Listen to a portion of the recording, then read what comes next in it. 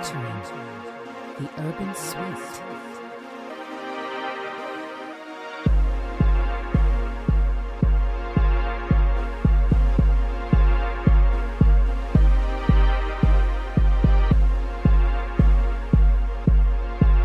Let's talk about sex.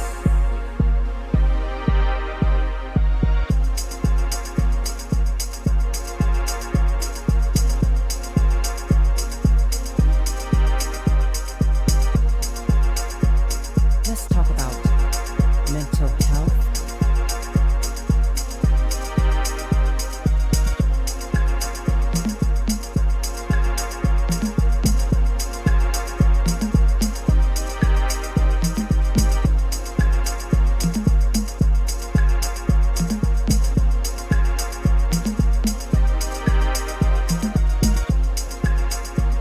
Let's talk about urban issues plaguing our community with Dr. Lisa Lacan.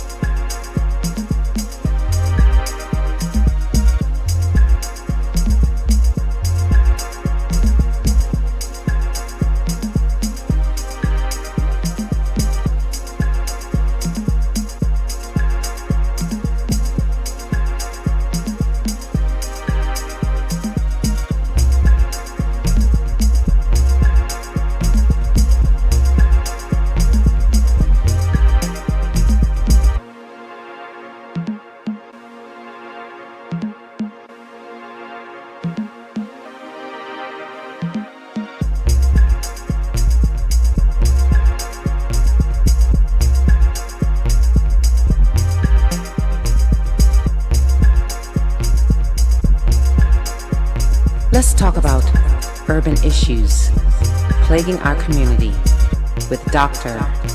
Lisa Lacan.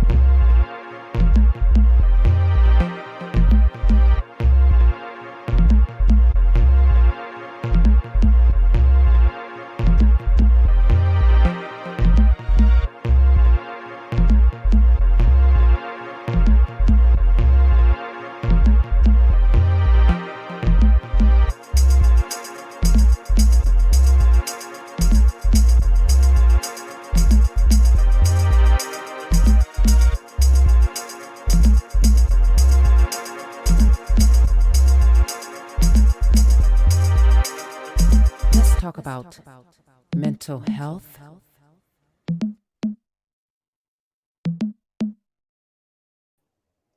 Hello, my urbanites. How are you all doing tonight?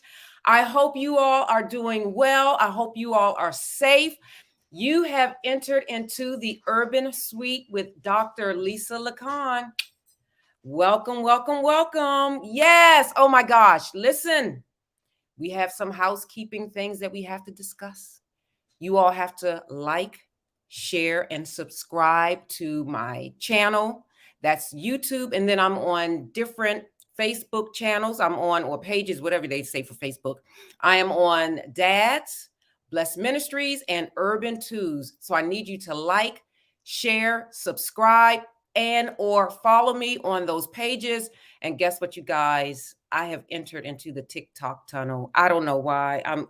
I'm trying my hand at TikTok. I'm just doing like my sneak peeks that come out every week on TikTok. I'm not doing anything like dancing across the floor, nothing like that. So thank you, Lord. I'm not there yet. And then also I'm on Instagram.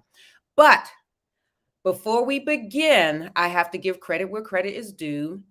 Urban Twos for Change is sponsored by Blessed Ministries Incorporated, the premier workforce development agency in the state of New Jersey.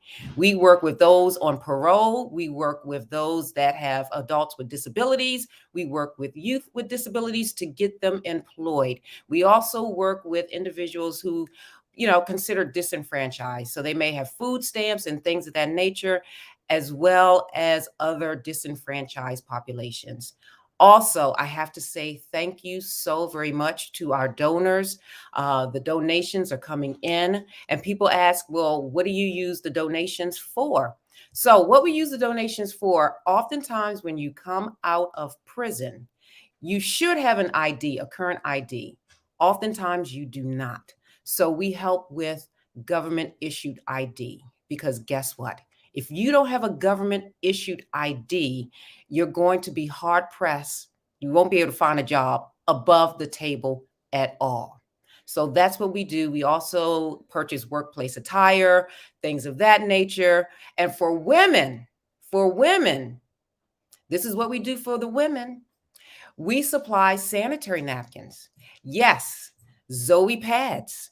The premier, everything is premier that we do. The premier sanitary napkins, Zoe pads. If you're interested in Zoe pads, go to the website. Listen, I use Zoe pads myself. I'm not shy to say I still use sanitary napkins. I use the overnight. I use the liners.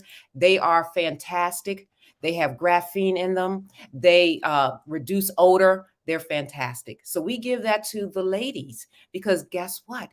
If you are insecure with sanitary napkins, you're going to be hard pressed to go to work. So with Zoe pads, we stand on wellness, comfort, and fearless confidence. So as always, we talk about those that have been missing. So I have an update about our missing people. So this is not a good update, you guys, in our Urban Suite.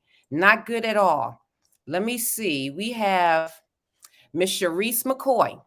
Now, Sharice McCoy, I highlighted Sharice McCoy during my Howard University episode, and she's from Bishopville, South Carolina. I don't know if my urbanites, if you remember me discussing her, going about her whereabouts.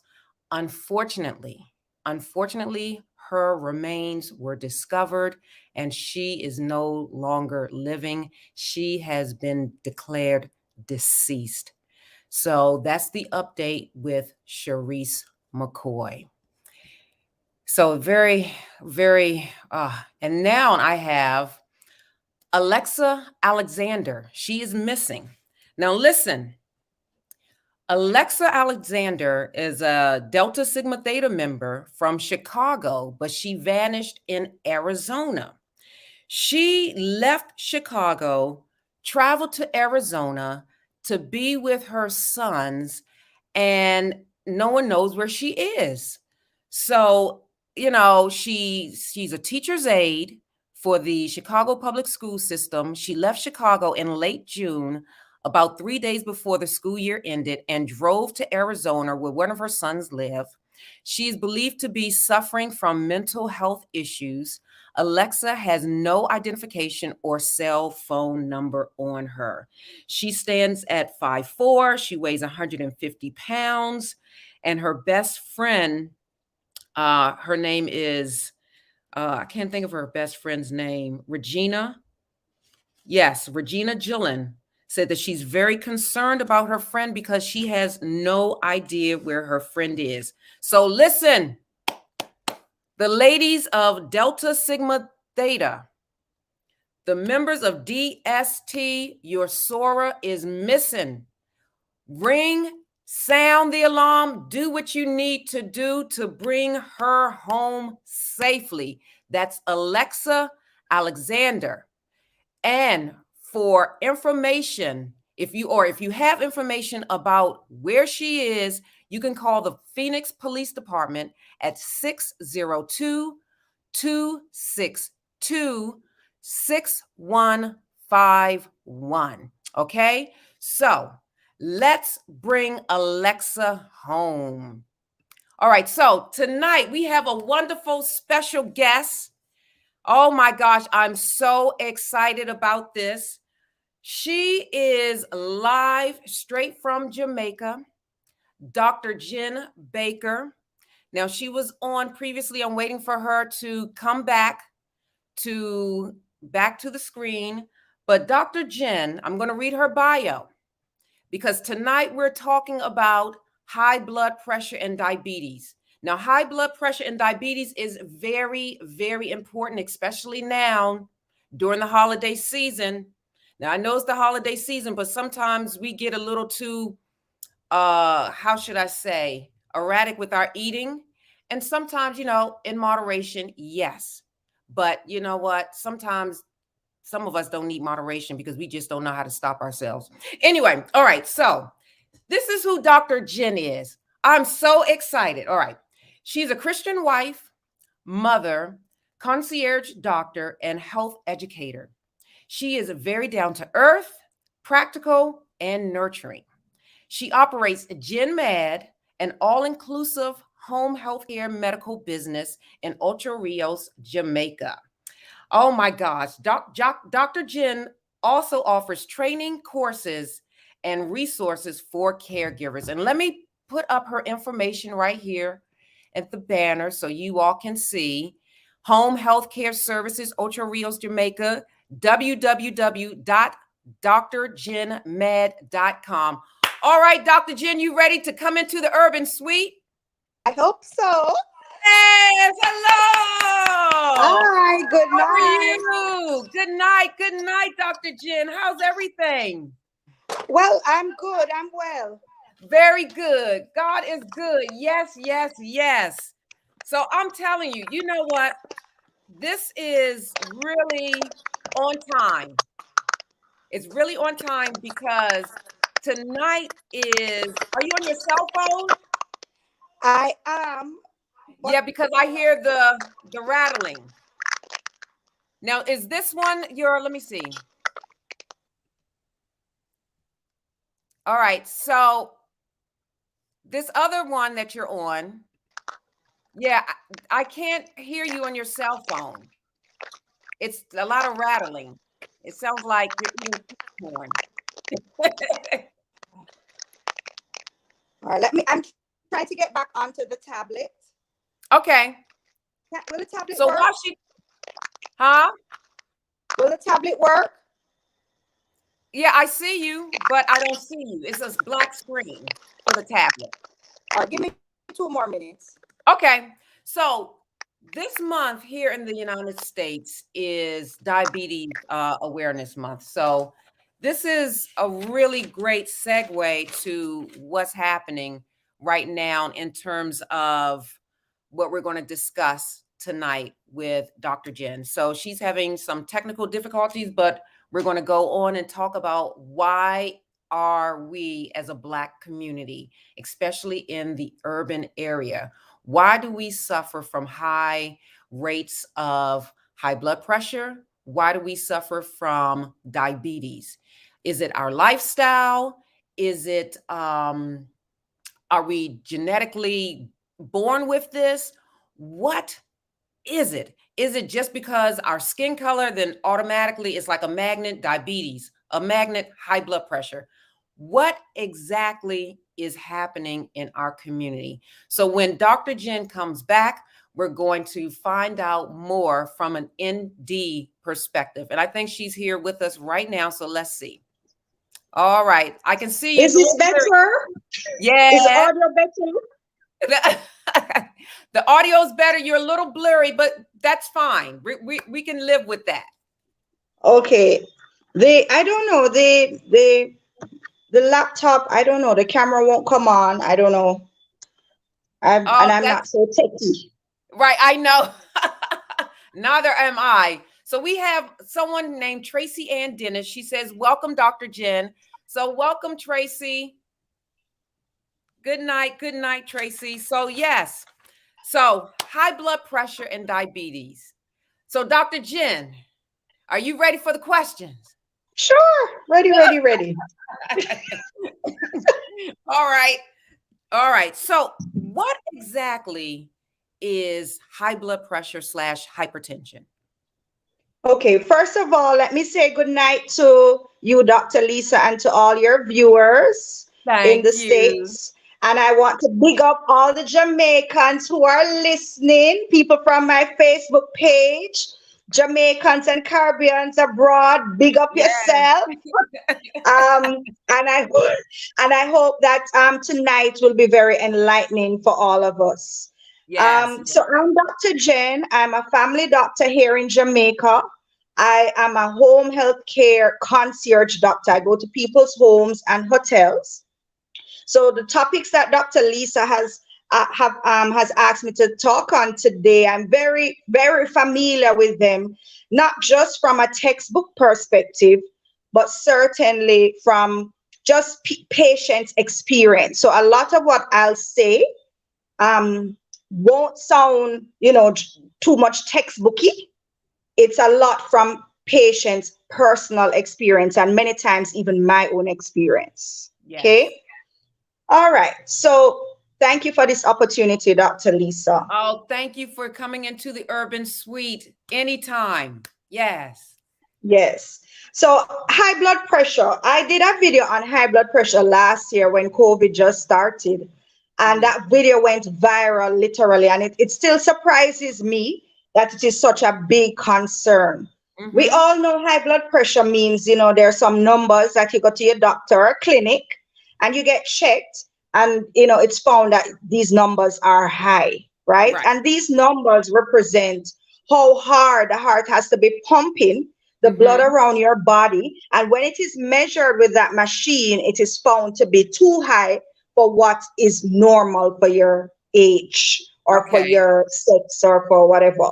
So it really just represents some numbers that are abnormal for what is expected for you.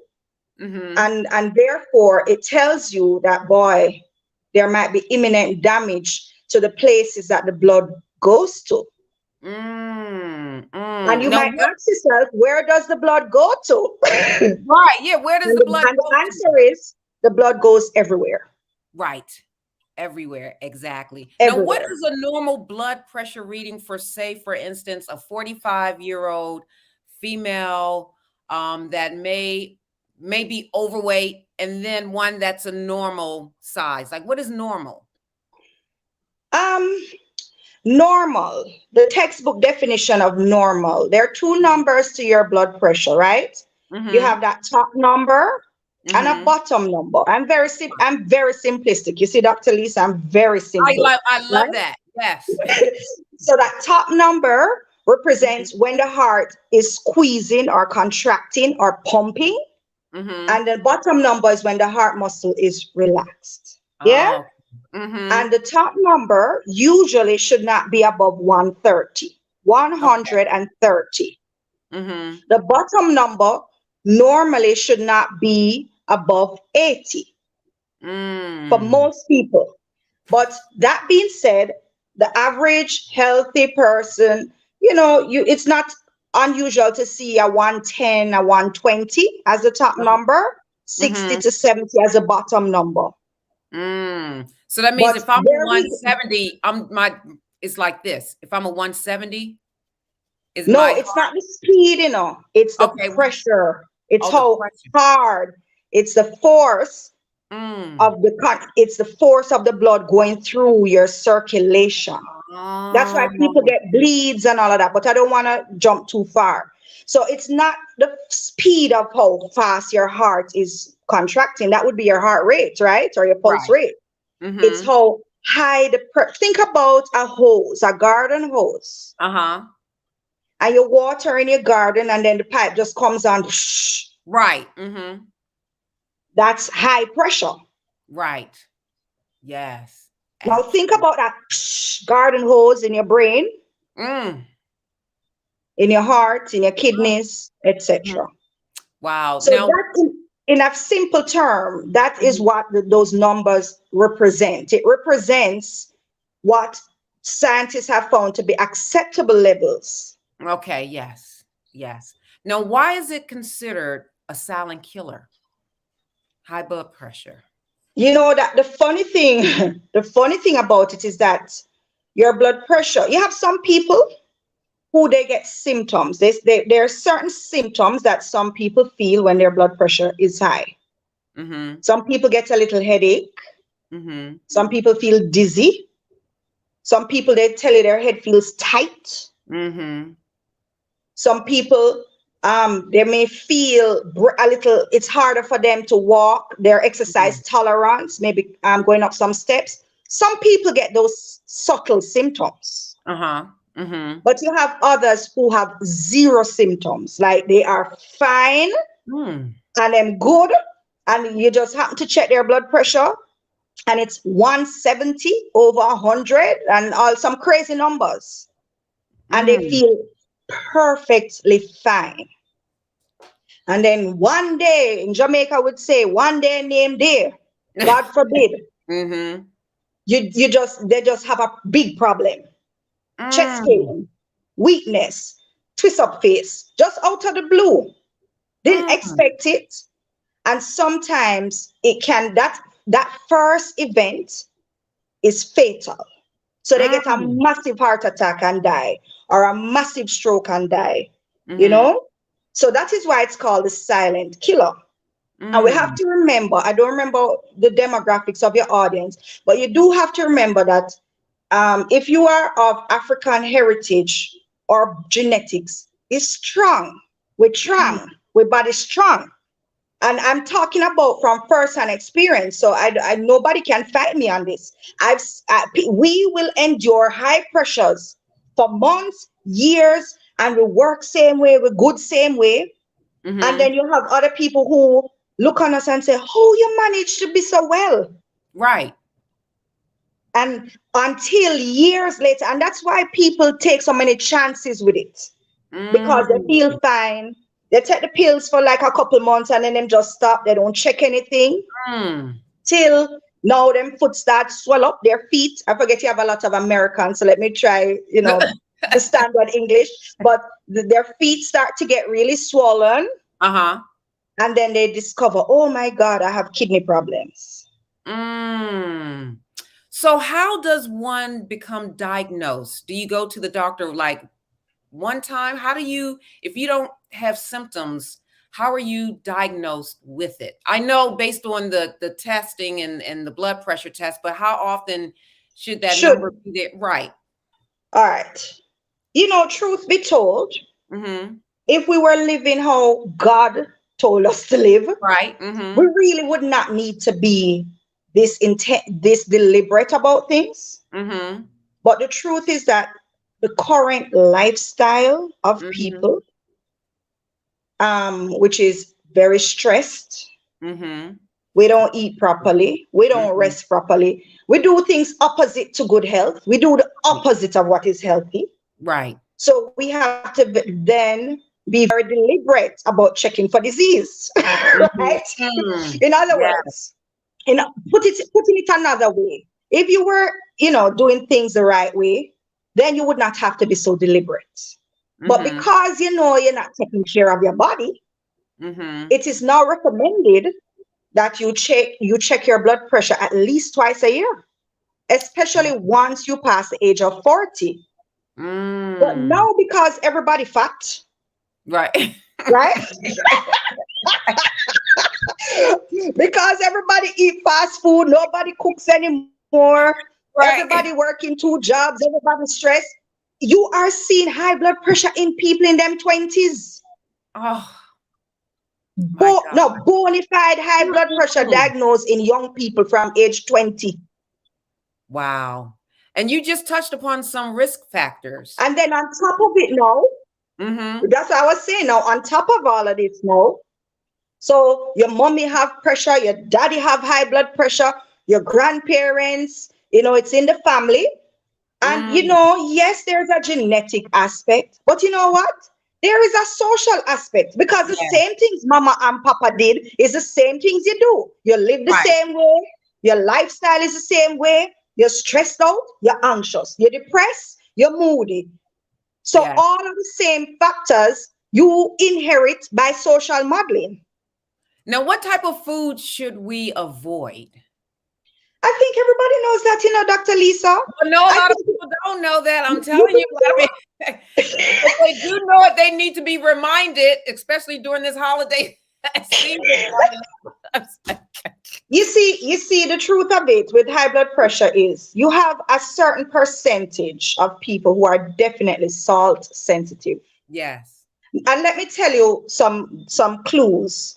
Remember, if you want a textbook definition, there are tons of resources on Google, right? Mm-hmm. So I'm going to tell you more from an experiential perspective. Yes. But for those people who are salt sensitive, they know themselves, meaning those are the people, if they eat potato chips or cheese or bacon, they might get a slight headache. Mm. They are the people who, if they eat something salty, they have to be drinking a lot of water. They know themselves. So those people, Mm-hmm. they literally are eating themselves to high blood pressure. Mm. Salt sensitive people, right?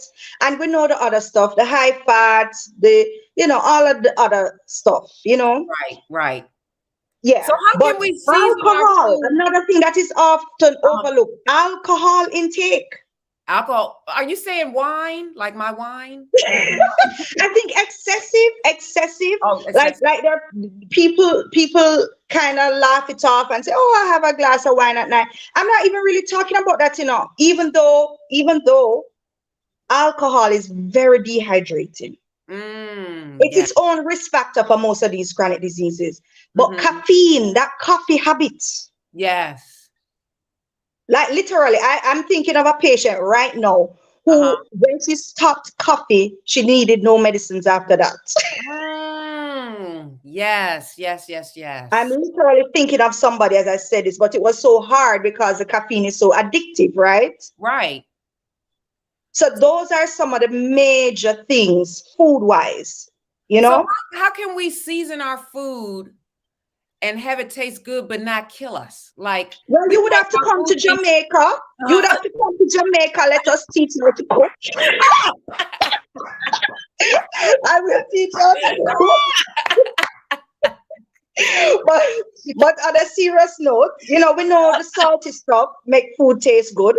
But Mhm. seriously, if you know how you season your food to be flavorful, you know, Yeah, yeah. I use um, garlic, onions. I think that's about it because some peppers, but traditionally garlic. Garlic is my go-to for everything. The only thing about garlic is it really smells bad when you're around people, and it's just like it's kind of offensive, but you have to let me do tell you you have to something, Dr. Lisa. The Jamaican, it's the garlic is actually a Jamaican home remedy for high blood pressure. Oh, Garlic tea, garlic tea. yeah, man. There is or for our grandparents, there are certain Uh-huh. home remedies that they pass down to us, Right. and Mm-hmm. a lot of the times we shun them Mm-hmm. because in favor of modern medicine, and Right. there's a lot of truth behind these things. And I am the type of doctor that tries to incorporate all of these. I don't think Okay, there's a one awesome. size fits all. Right. Awesome. And then what can people do to manage outside of eating? What other things can they do to manage their blood pressure? Like exercise, is that one? Or, All right. This is what I'd say. If Mm-hmm. your blood pressure is high, it means that you're not healthy. Mm. I'm not the type. I'm not the type of doctor who just zones in on, oh, let's correct a number. Mm-hmm.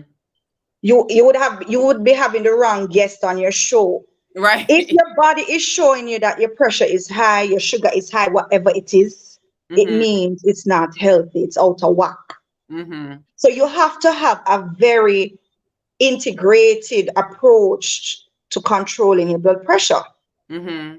So yes, taking a lisinopril, that's Americans' favorite drug, right? The water pill, yes, it will do the job. Yes, it will take down the number. It Mm-hmm. will take down the pressure. But all the factors that that had caused your high blood pressure are still there, Right. doing sickness and disease in other parts of your body in various ways. Mm. So if it's not high blood pressure, you're gonna have a peptic ulcer or gastritis or anxiety attack or cancer or autoimmune. Mm. It plays out in various ways, and then you end up being a customer of mine forever. Mm. Mm. Mm. Now you mentioned something in one of your posts about weight loss. Now here in the States, we talk about weight loss just from a physical perspective, but you go much deeper than that. It's not weight loss per se, it's about preventing disease. Explain the link between being overweight and disease. What happens internally to our organs? All right. Being overweight, excess fat, like myself, I have excessive fat. Mm-hmm. Yeah, I'm very direct that way, right? What Mm-hmm. it does, what led to it usually is a hormonal issue, which is Mm-hmm. often referred to as a metabolic syndrome or insulin resistance. Now, if I touch on that, that is 1 hour straight. Right, That is right. 1 hour straight. But literally, especially if you're storing fat in your abdomen, the belly area, Mm-hmm. it generally means that there is some insulin resistance going on, Mm-hmm. aka also known as the metabolic syndrome. Now, Yes. what that means, because your viewers may not understand all this medical jargon, but Mm-hmm. literally what it means is that there are some there are some hormones and the chemistry in your body is off, and not Mm-hmm. in a good way. Your body is on a road, on a path that's going to lead you to diabetes, high Mm-hmm. blood pressure, high cholesterol, then heart disease, stroke, cancer, all of that. Like your body is, like how you program something, your Mm-hmm. body is being programmed for disease. Mm. My goodness, that is something else. So it's not just what you eat today, it is that your body is very inflamed. Your body Mm-hmm. is insulin resistant. The hormones are off. Your metabolism is off. It's the in other words, you need to heal. Mm-hmm. And how do we You heal? need to you need to heal. You get me? In other Yes. words, let me give you an example. When you know you are under a lot of demand in stress and all of that, yeah, you're Yes. snapping at people, you don't sleep properly, you're having insomnia and all of that. You Mm-hmm. know you're not in the state to heal. That's when your blood pressure goes up. That's when Right. your sugar is harder to control. And then now Mm-hmm. you run to the doctor, you get a Mm-hmm. band-aid, which is the drug, Mm-hmm. and then you wonder why 10 years later you get a heart attack same way. Mm. Because the truth of the matter is this: if you do not heal, Mm-hmm. and healing is the full package, it is resting. Resting. AKA sleeping at night. It literally means sleeping. And that's 7 But to people 9 don't want to hear hours. this. They want to hear about this magic pill. Right. And that's sleeping 7 to 9 hours typically a night. Typically at night, especially night sleep. Mm-hmm. Especially night sleep. And, I'm talking from experience because I'm an on-call doctor, and I'm telling you, when my sleep is off, everything is off. Yes, I agree. Absolutely. Even how you respond to a mosquito bite. Mm. The size of the allergic reaction for some, not all, I don't want everybody to get paranoid, but you can literally know that your body is just, I always say, angry. Easy to get inflamed, easy to react, taking long to heal. Your immune system is down. It's just the whole package. And high blood pressure just represents your vulnerability. Right. So we have a diet change, rest, and what about exercising? All right. So I want to qualify the rest though. Mm-hmm. It is not just sleeping. All right. It's not sleeping and no say you're vexed with your mother, Right. or you're vexed with your spouse, and you have them up. You can't forgive them. Right. You have to be able to you have to be able to rest peacefully. Peace, yes. Mental and emotional. Listen, I cannot understate the connection between emotional stress and high blood pressure.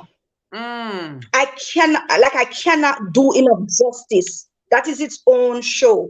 Yes. So the people you won't forgive, the people who hurt you, who deserve your revenge, like they deserve the revenge, and you still have it up. Yeah? The situations that you put yourself through just to keep up with the Joneses. Yeah? You're working, overworking yourself, trying to live this lifestyle. For what? Right. For what? To say you have all of this and still sick. So the rest is not just physical sleep, or although that is important, it's mental and emotional rest, and actually coming to a point of peace and acceptance. I cannot, as I'll say it again, there are not enough words I could say to explain that link. To me, that is more important than even the diet. Yes. The peace. Why is it when somebody dies for you? That's right. Why when somebody dies? Have you ever noticed this, Dr. Lisa, that your close relative dies and a few months later you get cancer? You ever see that? I do. It happens. Or they get a heart attack or a stroke. They die. Why is that? Or they die. Yeah. The stress. Exactly. No peace, the anxiety.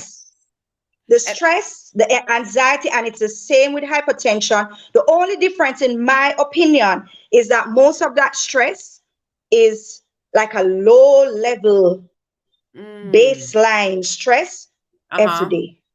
You wake up, you feel sad. You go to bed uneasy. You have to deal with a disgusting boss, a disgusting co-worker. You have to deal with, it's just the low level stress that most people can never really just enjoy life. Right. It's very insidious. And it is so sad. Yes. It's very insidious. It's just kind of so sad. I deal with a lot of Americans. And we're listen, out. as a tourist doctor, I am in the hotels, and I'm telling you, I did not know that so many people were on antidepressant. Almost, I don't want to exaggerate. Over 50% of the people I see are on either some sleeping tablets, anxiety medicine, antidepressants. No, I'm not exaggerating on it. I'm telling you. No, I believe it. I'm just like, my gosh. And America is the land of abundance. Yeah, abundant and stress. So much stress. Abundant in stress, abundant in anxiety, and abundant in popping pills. It is. It's terrible, but we are. It's like that's like the magic bullet. A pill. Take a pill.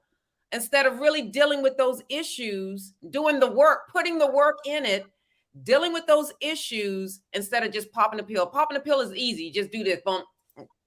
But doing the work, uncovering those issues. Why do you not have peace? Why are you anxious? Asking the right question. Why? And oftentimes it's right here. And this is what I deal with when I deal with my clients with psychiatric, disabilities. Everything is here. Yep. It's just it's mind blowing, but it starts in the mind. You fear going out your house, you fear waking up, you fear, and you have all these thoughts that it's just incredible. So let me ask you something. So what are some good questions a patient should ask a doctor if they are newly diagnosed with high blood pressure? All right. So if you're newly diagnosed, what that generally means is that you have had blood pressures that are high repeatedly. Mm-hmm. So it's not just that first reading, but maybe they gave you, they say, all right, come back to me in a week. Let's see what's going on with the blood pressure. And it's the tendencies that it has been high. For some people, it might be after an event. Somebody died for you. Right. Or you went through a bad divorce and it went up, and it's just temporary, and it may come back down, Right. But if there's a tendency for it to stay elevated, you are now called a hypertensive. Now, I tell you, I'm not really traditional, but I do not believe that you have to confine yourself to a label or a diagnosis. I think that is a very limited way of looking at things, and it keeps you as a victim forever. All right, that's just my perspective. And I think if you set a reasonable plan to say, boy, let me see if I can reverse this. And this is not just, let you just take up yourself and do anything, but with a carefully thought out plan and under medical supervision. Right, that's key. So that means you'll be checking your blood pressure. Your doctor will be doing checks. Then I believe that you will be able to reverse a lot of the damage that you've already incurred. Right. So my first gem would be to find a good doctor. Find a good doctor, you guys. Urbanites, find a good doctor. Find a good doctor. And when I say that, I'm not being rude. I'm not talking about just a doctor who knows, all the drugs and all of that. I'm talking about somebody who is willing to hear you out as your own individual. Yes. Sometimes as doctors, we kind of just say, okay, one size fits all. All right, you have high blood pressure, this drug for you, this, and we don't factor in the particular patient who is in front of us. Yes. You understand? So that's what I'm saying. Find a good doctor who you feel comfortable with, who understands your goals for your life. Because if you're one of those, for example, who happy to live on the pill all your life, no problem. Because some people have inclined themselves to say, well, my mother had high blood pressure, so I'm going to have it too, no problem. But then you have those of us who said, hell to the no. That's right. I don't plan to be hypertensive forever. Exactly. And yes, I know they'll tell you, oh, there is no cure for it. Well, I personally know people who have reversed hypertension. Personally. I know people personally. Yes. And not saying everybody. I'm not saying everybody. And I'm literally, I had hypertension in pregnancy. Okay, right. Which is sometimes normal, right? When you're pregnant. Well, I don't. Well, I'm speaking from here. Is not normal for me. In America, But it happens. Yes. It happens. It's called preeclampsia. Yeah. Right. And I remember my obstetrician said to me, based on the fact that, it's the second time it's happening, because I had it with my 2 children. Okay. The first time I had it, my father was dying while I was pregnant. So, they thought it was the stress of that, Right. May his soul rest in peace. Yes. The second pregnancy now, I had bona fide preeclampsia. Yeah. And I remember the obstetrician said to me, This means that all the studies suggest then that you're probably going to be hypertensive for the rest of your life, blah, blah, blah, blah, blah. And in that moment, even though I had to be taking pills, I said, hell to the no. That's right. Yes. So what Dr. Jen is saying to you now is not even from, it is first-hand experience. Yes. It is first-hand experience. Yes. Now you understand? So yes. what I'm trying to say, if you have a doctor who already telling you said there is no cure and this is something, whatever, it already frame your mind one way. Right. So you said find a good doctor, and what's the next jewel? Right. So after you found a good doctor now, you're going to put a plan together now. So you're going to come up with a little plan.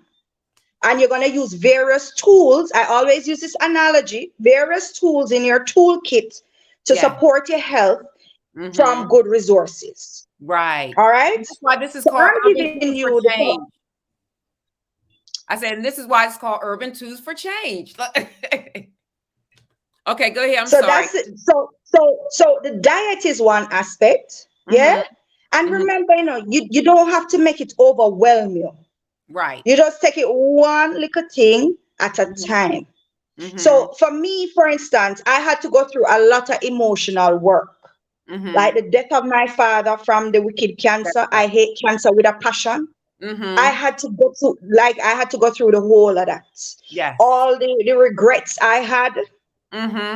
All the, I was angry with God. I was angry with the hospital he was at. Like it was just a lot of that. Yes. Any other, plus every other thing that you have to deal with from your childhood days, whatever. Right. Exactly. So I had to do that work. That has to be in your plan. But Rome was not built in a day. That's right. It's going to be like an onion that you peel a layer. And then when you're done peel that layer, there's another layer to peel. Yes. But it is all part of your healing. Yes. And before you know it, in 6 months, maybe a year, you're just going to find, wow, my blood pressure is much better. In fact, you might find that the pill you're on is dropping the blood pressure too low now. Because as you start to lose the mental stress, you're going to find that losing the weight come easier too. That's right. That is so and then true. Once you lose at least 10% of your body mass, your blood pressure going to naturally come down. Right. Once you stop eating the whole heap of salty food, it's going to naturally come down. That's right. That is correct. Once you start, no, let me touch on exercise. This is my thing with exercise. If your blood pressure is high, like it's not under control, I do not push exercise on my patients. Okay. Let me say that again. For my patients, if your blood pressure is acutely high, like you're having issues controlling it, I don't push them to exercise. Now, why is that? Because a patient might be having, let's say, a 190. That's what I'm going to tell you. A patient might be having a 150/90 and having challenges controlling them pressure. And then they go do cardio exercise, which exercise is going to put more stress on your heart and the pressure is going to go high. Right. So I prefer to get them under better control first. And then now you start a very gentle exercise program. Right. Based on their exercise tolerance. Yes. So like if a person might have, because you remember with hypertension, a patient might come to you and they already have issues with the heart, Right. They may have an enlarged heart. They may have a little cardiomyopathy.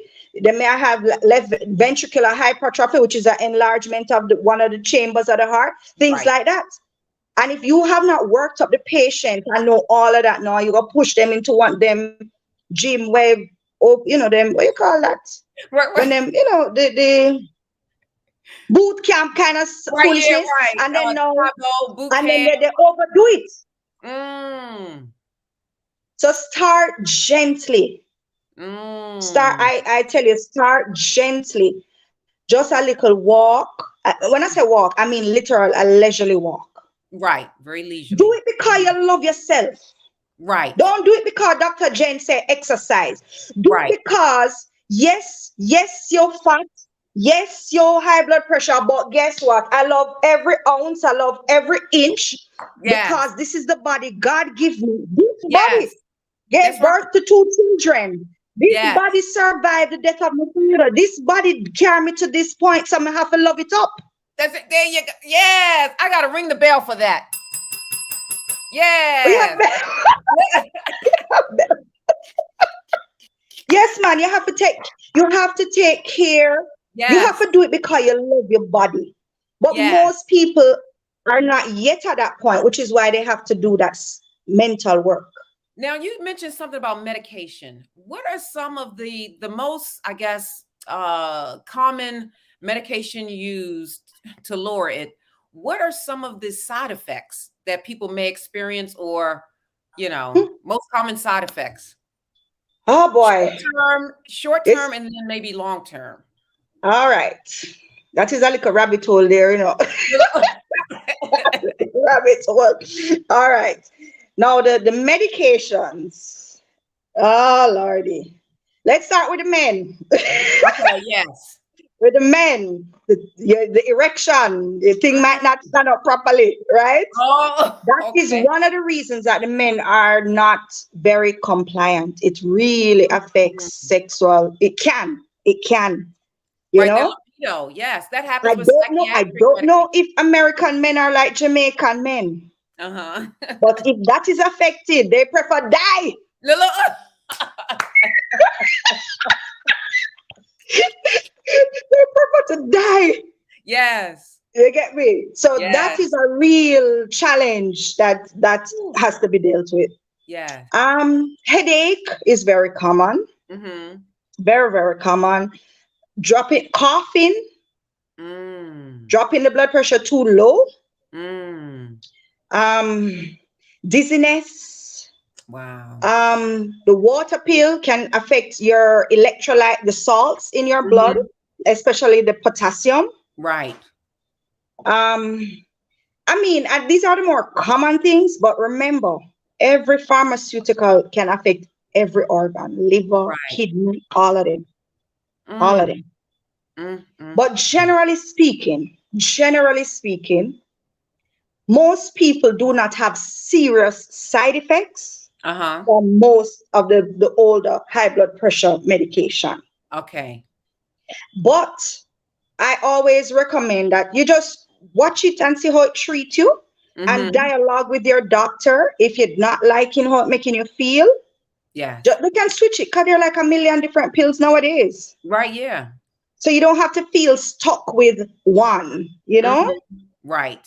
Right. And then also you mentioned about testing. So I'm going to show a quick video about how to test our blood pressure at home, the proper technique, the proper thing to do. So hold on for a quick second. Sure. Okay, let's have a real talk about blood pressure. Do you monitor yours regularly? It's something everyone with high blood pressure should do, but it's something most people don't know how to do correctly. Checking your blood pressure regularly will help let you know if you have it under control. It will also help you start to understand which factors are putting you at high risk for stroke and heart attack. Before I get to that though, I just want to stress one thing. If you have high blood pressure, you should talk to your doctor to figure out how frequently you should be checking it at home. For most people, taking your blood pressure twice in the morning and twice in the evening, even just for a week, will help you and your doctor get a better understanding of your blood pressure. For morning readings, it's best to take those before you take your blood pressure medication. It's also very important to avoid exercise, caffeine, or tobacco at least 30 minutes prior to testing, since those can affect your levels. Now, let's move on to talk about the proper way to measure your blood pressure at home. Nearly half adults in the U.S. have high blood pressure and are at high risk for stroke and heart attack. So self-measuring is one of the easiest ways to be proactive about our health. Here I have my blood pressure monitoring device. It's easy to use and it helps me get an accurate reading. Be sure to get an automated device with an upper arm cuff. That's the type doctors recommend. The first thing you want to do is find a quiet place to sit where your back is in an upright, stable position. A dining room chair is great. You want to make sure the chair isn't too soft so your body is fully supported. Sit with your feet flat on the floor and don't cross your legs or ankles. If you need to use the bathroom, make sure you go before you do your reading. Next, rest your arm on a flat surface with your palm facing up. Place the blood pressure cuff on your bare upper arm just above your elbow. Your arm should be relaxed and resting so the cuff is at the same height as your heart. Now rest quietly for 5 minutes before taking the first measurement. Avoid talking while taking your blood pressure measurement. Once your first measurement is completed, write down the blood pressure numbers and pulse that are displayed on the device. Wait 1 minute and then repeat this process again. As you just saw, it's important to check your 2 measurements at around the same time each morning and evening. At your next doctor's visit, be sure to share your blood pressure numbers so you can discuss the numbers and so your care plan can be changed if necessary. That's it. Not bad, right? Measuring your blood pressure at home is easy to do and a great way to stay on top of your health. If you have more questions about managing or measuring your blood pressure overall, visit the website.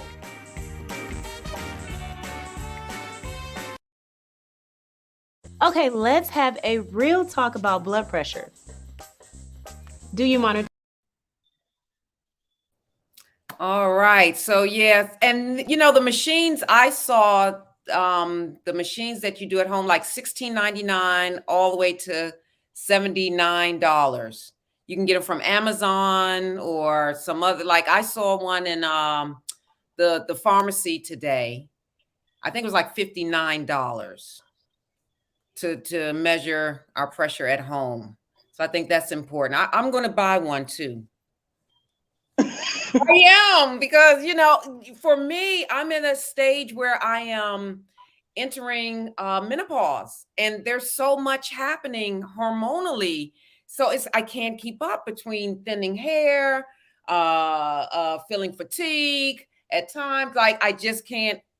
Irritability, you know, it's like I know hormonally I'm going through changes right now. So I'm going And it's very important. I do recommend that especially if you're diagnosed with hypertension, you must have a machine. You must.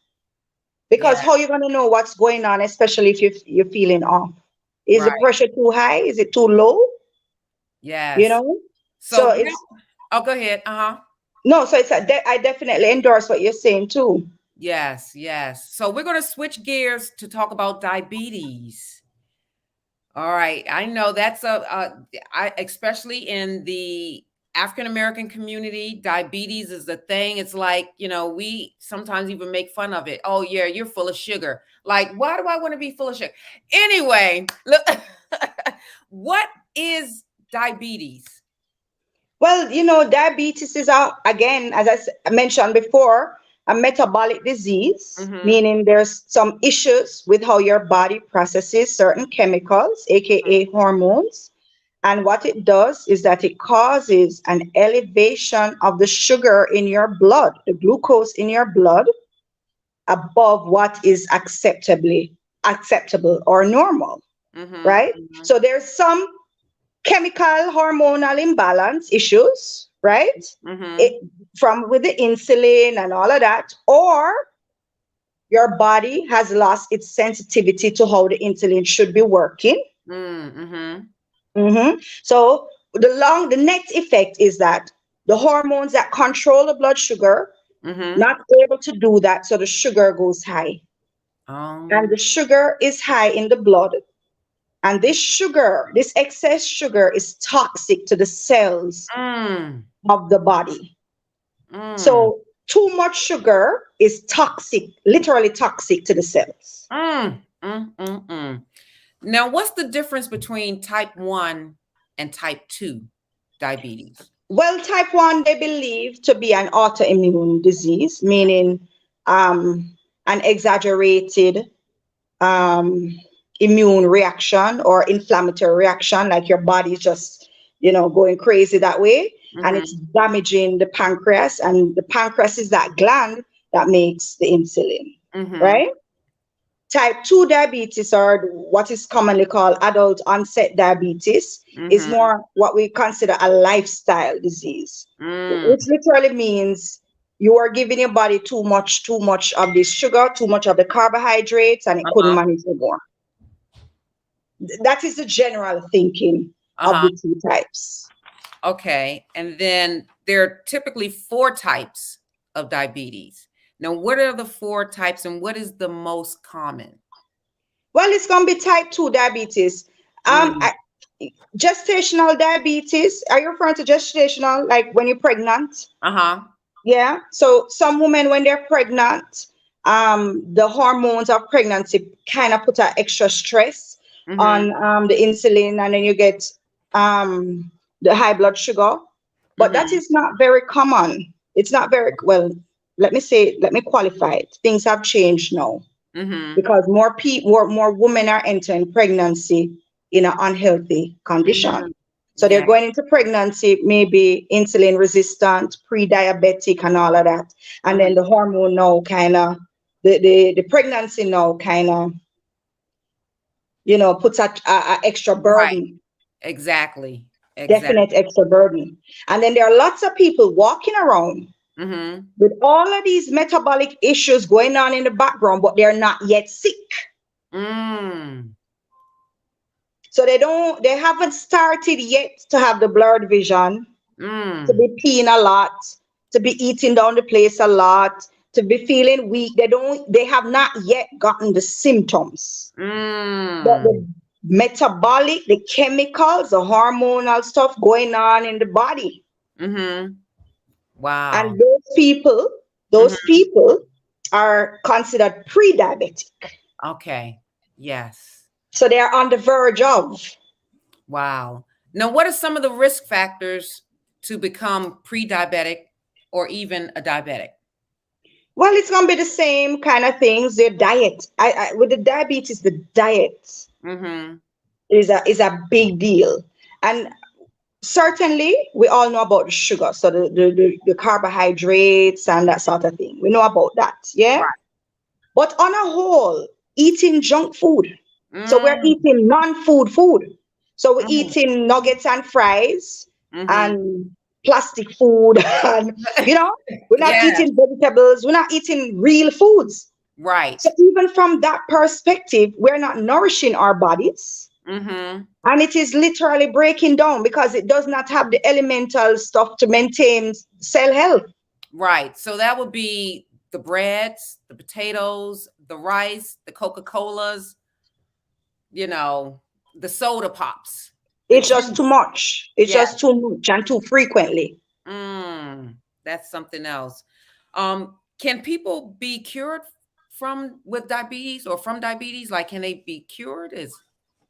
This is going to be a controversial answer Okay. because traditional medicine says no, Mm-hmm. right? Mm-hmm. But my opinion is this: there are some people who do not take matters into their hands properly until it's very late. Mm-hmm. So they have eye issues, Mm-hmm. kidney issues, and organ disease is what it's Mm-hmm. called. And at that point, it's a bit challenging to say there could be a cure. Right. But if you are in the midst of this metabolic disease, Mm-hmm. meaning just the changes, the insulin resistance, I believe there's a window of Yes. opportunity that you can reverse. Yes. I love I how you. really do. I Yeah. really do believe that. Well, I've seen it with some of my clients. I've seen it. They've changed their diet. They started to do the leisurely walks.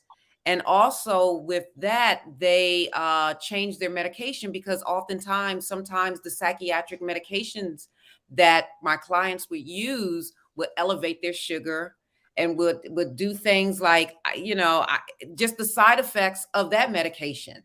And then Mm-hmm. them wanting to just have a hunkering for stuff that tastes like sugar. Mm-hmm. It's just No, but you see, oh, the cravings, and yes, that's what the I'm saying. craving. Yes. It's the challenge. You see, the challenge with diabetes or pre-diabetes is that, let me go back to that insulin resistance. Insulin is a hormone that Mm-hmm. brings down the blood sugar. It's secreted by that gland called the pancreas.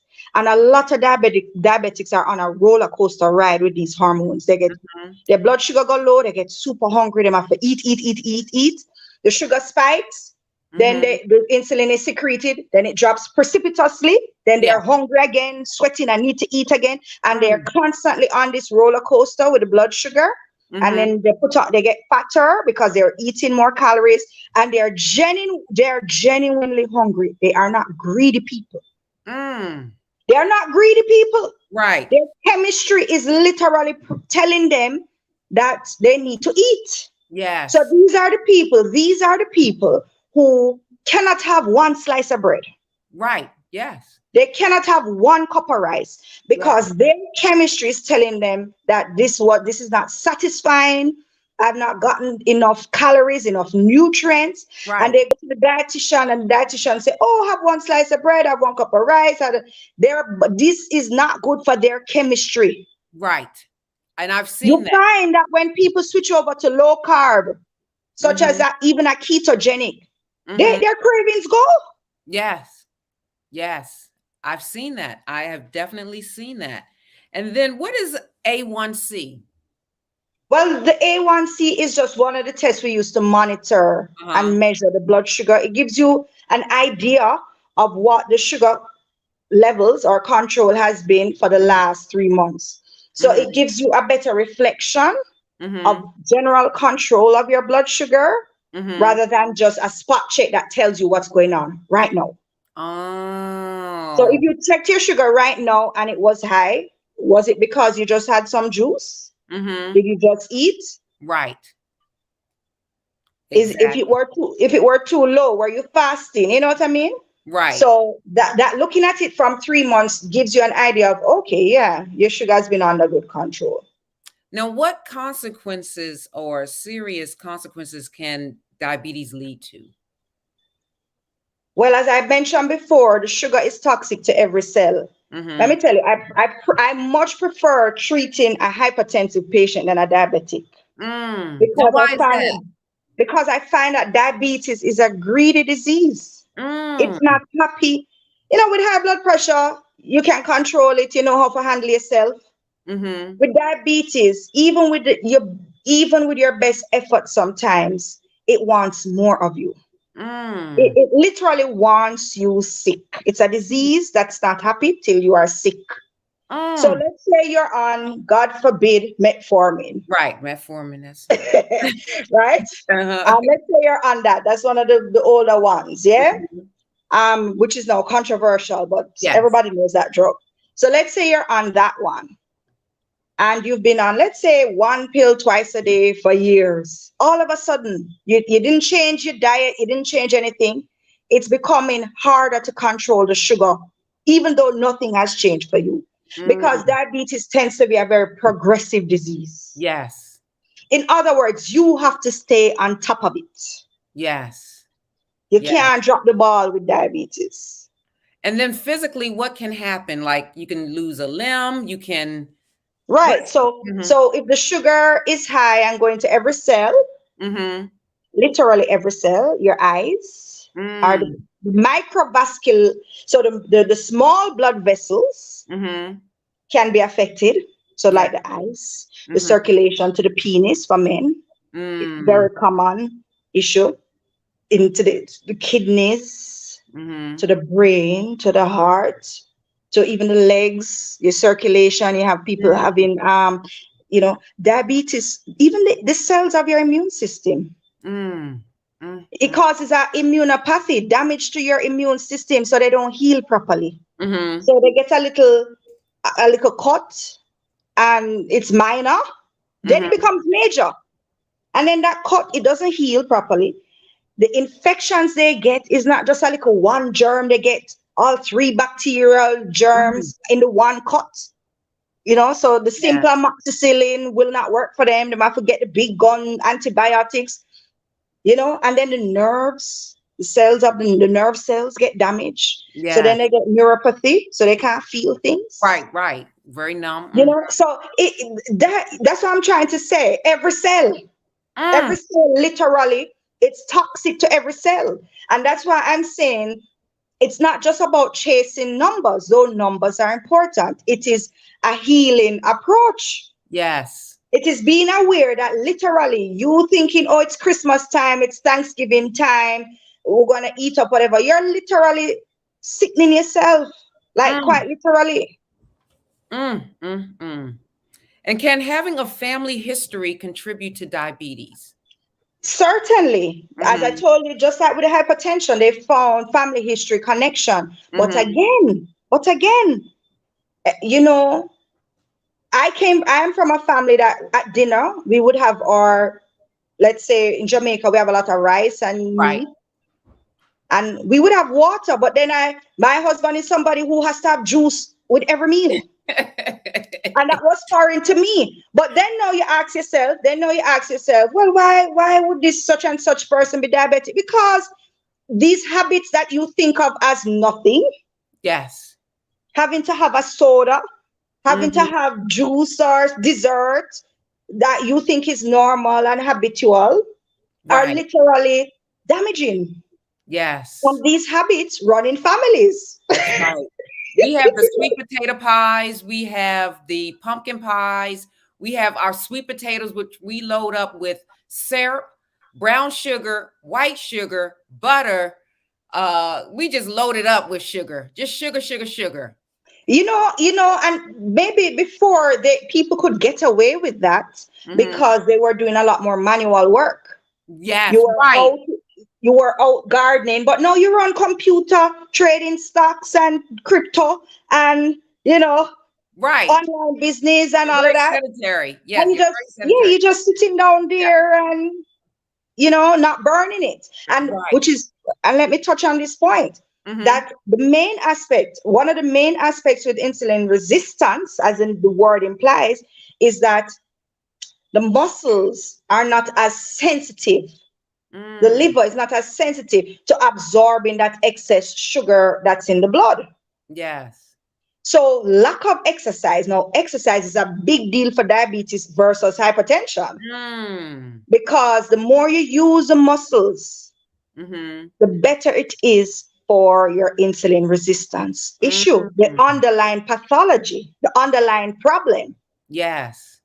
So And people with diabetes should be exercising, and more than even cardio, yes. muscle, weight training, strength training, so that's squats and push-ups and Yes. diabetics need that. Wow. Let me see if we have anyone that has any questions for Dr. Jen. I see Sophia Murray. She said good night. Christine Brown. Hi, Christine. How are you? Christine is all in Jamaica. She was here this past summer. She was with us for pretty much the whole entire summer in Jersey. Now she's back in Jamaica. I see Daryl Cromwell. How are you, Daryl? Let's see who else is on here. Merlene Pinnock is here. Any questions? You all have any questions for Dr. Jen? This is the time. I'm telling you, this woman is a wealth of knowledge. She breaks it down in layman's term, and that's what I love and appreciate. I don't like, when as professionals, there's a time and place when we use the jargon, the verbiage of, our field. But now we're in the urban suite, and I love it. I love it, love it, love it. So I don't think we have any questions. So any last words, Dr. Jen, that you have for the audience? I think what I would say is that it's not hopeless. Mm-hmm. It's not, and I, people say, boy, Dr. Jenny love to give hope. Maybe because I've lived it Mm-hmm. personally. I've lived it through patients who are willing to commit to a plan and work the plan. Yes. You know, maybe because I've gone through it with people who have been successful. That's why I Mm-hmm. want to tell you, it's not hopeless. There is hope. Yes. And everything that we've said tonight, I just Mm-hmm. want you to just sleep on it tonight, and just when you lie down in your bed tonight, I don't know if you believe in God, but just lie down and say, God, tonight I was listening to Urban Tools for Change, and this doctor from Jamaica, I don't even know her, she come Mm-hmm. on and she said, boy, there is hope. Mm. And Father God, I want you to help me with a plan, because I Mm. really want to try and heal this body, but I know you are the only healer. Yes. Yes. That's where I start. Listen, I have reverse adrenal insufficiency, like literally. Yes. I'm not exaggerating. You understand? But it all starts with asking the divine healer Yes. for revelation, which Yes. I am passing on to you because a lot of what I know is from God. It is not from a book. That's what I'm Yes. trying to tell people. That's why Yes. I come on Facebook. I don't make no money on Facebook. That's right. Mm. Not that I wouldn't, but I'm just saying that I'm just passing it on to just say, boy, here is an opportunity. We're in a pandemic now, which is highly stressful. Yes. And I think this now takes a toll on people. I Yes. personally believe, let me tell you, my prediction, we're Mm-hmm. going to see an escalation of heart attacks and strokes and cancer. Mm. Autoimmune, I personally, I'm seeing that already, actually. Yes, I was about to say, even an uptick with suicides. It's an uptick. That anxiety, So suicide. if tonight I can help a few people just kind of drop them pants waist and say, let me try something, it Yeah. would have been worth it. Yes. Yes. Yes. Yes. It Absolutely. would have been worth it. Amen and amen. So, what I came away with tonight, one, the peace. That's peace that surpasses Immeasurable. all understanding. To drop your blood sugar, well, not your blood sugar per se, but the blood pressure, anxiety. We got to get that anxiety out of the way and capture peace. And then also, we talked about sleeping healthily. Like, how do you sleep, have a good night's sleep, 7 to 9 hours, which is very challenging for some, but at least try it. Definitely. And then we talked about diet, changing our diet, knowing what foods we should not touch and knowing what foods we should incorporate in our diet. We talked about garlic. We talked about the garlic tea and things of that nature, the natural herbs of the earth. We talked about that. And exercise specifically for people with diabetes, not so much in terms of with high blood pressure. It should be monitored. It should be in terms with people with high blood pressure, just start off leisurely, a walk, maybe some like yoga or something that's not high impact. And one of the things that you talk about is finding a good doctor. And not only finding a good doctor, but building a relationship with your doctor so you can have a dialogue, a meaningful dialogue with your doctor. And folks, please don't become or be intimidated by your doctor. Do not fear asking your doctor questions. I always tell my audience, you are in the driver's seat and the doctor is the co-pilot in a sense because you know your body best. You know your body best. Your body speaks to you. We have to listen to our body, and then you convey what your body is saying to your doctor, and then that's the dialogue. Also, planning together, that is important. Once you establish that dialogue, you have to plan with your doctor because I always tell everyone this is a journey. Wellness and recovery is a journey. It may not take one day, it may not take a year. Journeys for different people, they take different amounts of time. It's like a fingerprint. It is so unique and individualized, and this is what we have to remember. And then I think I just touched upon everything, Dr. Jen. Yeah, I think this is a good starting point for people. It's by Yes, no means, I just want to be clear, it's by no means extensive. yes, Yeah. But exactly. it's a good starting point. It's a wake-up call to you. Like Yes. a lot of the times we get these red flags. I always say we Mhm. get these warnings, and some of you are watching right now, and Mhm. this is your wake-up call. This Mm. is your wake-up call to say, my gosh, what we are saying, these women are, this makes sense. And Yeah. no, I should be. This is your wake-up call. Yes. Yes. You really don't want to be on that hospital bed saying, Mm. boy, I should have, I could have. So you are now at the starting point. All I'm asking you to do, write a little plan. Take the Mhm. first step, make a decision. Just take the first step Yes. and just work the plan, and Yes. you'll find that you'll now start to attract the right things in your life. You're going to Right. drink more water. Naturally, you're going to start now drinking more water because it's the right thing to do. Then you will realize that some of the things you're shedding, like one of the, just the last point I'm going to make. I don't know, it's coming to my spirit, and I'm somebody who is led by the spirit. Mm-hmm. People, one of the biggest issues with disease is that people don't get to be their authentic self. Mm-hmm. And when you have to wear a mask, Mm-hmm. let me use a different term. When you have to be someone you are not, Right. when you have to do things you don't want to do, say, Mm-hmm. you have to be a hypocrite. Right. And sometimes that alone is such a burden to carry Yes. that it's you internalize that as stress, and it causes Yes. disease. So I don't know who is listening right now, but you feel like you can't be yourself. And then Mm. I had to deal with that. I had to reach a point that I said, listen, this is how God made me. Mm-hmm. I accept myself for who I am. Mm-hmm. And that is the only way the healing will start.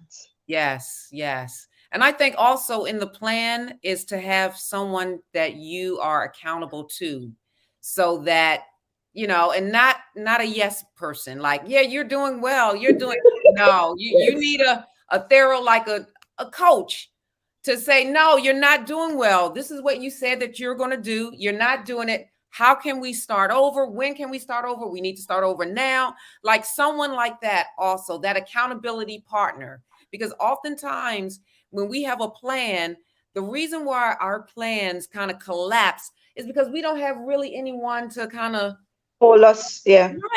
hold us accountable. May I say one other thing? If Sure. you don't even do it for yourself, Yes. do it for your children. Yes. The children who you're turning into diabetics, the Yes. children who you're turning into hypertensives, Yes. the children who you're making sick. Yes, you mother, father watching this, you're making your picnic them, your children them Yes. sick. Yes. Yes. Mm, mm, mm, mm. That is why doctors Yeah. will always have work, Yeah, that's because the clients are coming in younger and younger and younger. Mm, You can't sit down with your children with all of this sugar. mm. No, like seriously, I don't know. I'm not trying to be offensive, but it's just the truth. Yes. So even if you can't do it, especially for us as women, as mothers, as wives, we generally are the ones who, control certain household aspects, Mm-hmm. And the you know what food. about something about sugar? It is very toxic because it puts cavities in your teeth. I mean, you think about that's like acid in your mouth. It makes holes in your teeth. Too much sugar, you have all these cavities. I'm like, huh. You don't realize how toxic it is until you really break it down. That's amazing. That's amazing. All right, Dr. Jen, thank you so very much. You are most welcome, and thank Oh, you for having me. oh I man. hope your guests have enjoyed it and have learned Yes, from yes. it. And thank you again. Oh, thank you, thank you, thank you, Sophia, Merline, Daryl, Christine. Thank you, everyone that entered into the Urban Suite. Thank you, Dr. Jen. You will not be a stranger in the Urban Suite. Yes, I hope I can get the laptop camera. And the next I'm time on we my come out to daughter's tablet.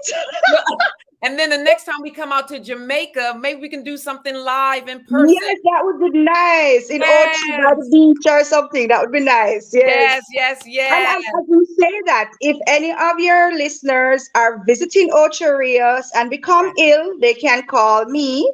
Or if yes, they have family living in Jamaica and they want home health care services, yes. doctors, nurses, caregiver training, that's us, drjenmed.com. Now, do you go to Montego Bay as well, or you just stay in Ocho No, Rios? just Ocho Rios and environs. Okay, okay, awesome. Mhm. All right, thank you so very You're much. welcome. Oh, Enjoy your thank you. Thanksgiving, right? Oh, Thanksgiving coming up, yes, right? thank you. Yes.